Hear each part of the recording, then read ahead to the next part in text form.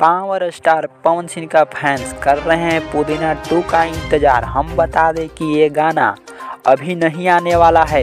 ये गाना कब आएगा सब बताएंगे। उससे पहले अगर आप चैनल पर नए हो तो चैनल को सब्सक्राइब कर लेना। बता दूं कि सबसे पहले पवन सिंह का ट्रेलर आने वाला है। ट्रेलर का नाम है कैसे हो जाला प्यार। इस ट्रेलर सभी को बीच 26 तारीख को आने वाला है और पुदीना 2 26 तारीख के बाद आने वाला है।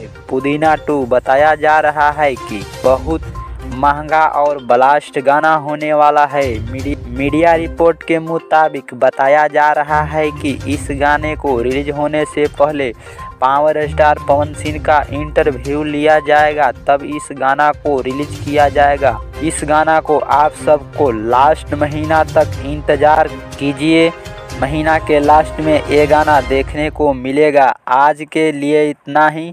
वीडियो कैसा लगा हमें कमेंट करके बताइए और चैनल को सब्सक्राइब कर लीजिए।